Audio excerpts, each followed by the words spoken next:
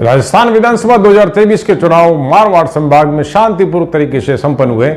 अब नतीजों का बेसब्री से इंतजार है और 3 तारीख तक आमजन और सियासी दलों के वर्कर्स के बीच में हार जीत पर मीठी और तीखी बहस इन प्लेटफॉर्म पर सहित सोशल मीडिया पर जारी है। तो कई लोग तो रोचक तरीकों से शर्तें भी लगाकर वक्त गुजार रहे हैं और इसी संदर्भ में हम आज सर्वाधिक रोचक रही पंचायत समिति सरनाऊ पर चर्चा करेंगे, इसके नतीजों पर चर्चा करेंगे। लक्ष्मण देवासी हत्याकांड की छाया सांचौर के बाद सबसे ज्यादा इसी क्षेत्र पर रही है। दोस्तों, वोट टर्नआउट के स्टेटिक्स पर नजर डालें तो नतीजे अप्रत्याशित हासिल हो सकते हैं। तो हम चलते हैं इस सरनाऊ पंचायत समिति के ऊपर। सबसे पहले नवीन पंचायत समिति सरनाऊ के बारे में बता देते हैं कि इसका गठन कांग्रेस के युवा नेता रतन देवासी के निजी प्रयासों से आउट ऑफ वे में जाकर इसका गठन किया गया था। मारवाड़ की सबसे छोटी पंचायत समिति मेरे ख्याल से यही होगी सरनाऊ। इस समिति में सर्वाधिक पंचायत समिति सदस्य महिलाएं भी हैं। समिति में 66 बूथ हैं, जिसमें से 69,199 मतदाता हैं, जिसमें से 25 को संपन्न हुए मतदान में 55,688 मतदाताओं यानी करीबन 81% मतदाताओं ने अपने मत का प्रयोग किया, जबकि रानीवाड़ा विधानसभा क्षेत्र का औसत मतदान 77.89 यानी 78% है। यानी सरनाऊ की जनता अन्य गांवों से ज्यादा जागरूक है। करीबन 3% मतदान यहाँ ज्यादा किया गया है। परंतु एक बात सोचने वाली बात है कि जागरूक होने के बावजूद महिलाओं को अभी तक घर से बाहर नहीं निकाला जा रहा है। पुरुषों की बनिस्बत 2266 महिलाओं ने यहाँ पर कम मतदान किया है। ये एक चिंता की बात है, अधिकारियों के लिए भी और आम जनता के लिए भी। अब बात करते हैं सरनाऊ में कौन से गांव के बूथों में सबसे ज्यादा और कहां पर कम मतदान हुआ है और इनसे किस ग्रुप में के नतीजे प्रभावित हो सकते हैं, इस पर चर्चा कर देते हैं आपसे। पहले एडवांस क्षेत्र में नजर डालें तो सबसे ज्यादा मतदान नैनोल के 2 बूथों पर हुआ है, 95.51 और 94.89।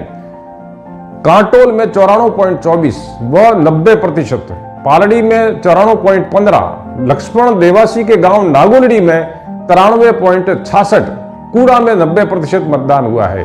उपरोक्त सभी बूथ देवासी बहुल क्षेत्र में माने जाते हैं। यहां सर्वाधिक मतदान होना कांग्रेस को बढ़त दिलाना प्रतीत होता है। फिर हम यदि 85 से 90% वाले बूथों पर नजर डालें तो जैसे कूड़ा है, दुगावा के 2 बूथ है, किलुपिया है, लुणियासर है, पांचला है, साकड़ का 1 बूथ है, सुरावा भी है और बालीखेड़ा है, जिसमें भी इन बूथों में भी देवासी और कल भी बहुत मतदाता यहाँ रहते हैं। यहाँ पर भी कांग्रेस प्रत्याशी का प्रभाव इन बूथों पर भी देखा जा सकता है। अब बात करते हैं सबसे कम मतदान वाले बूथों पर।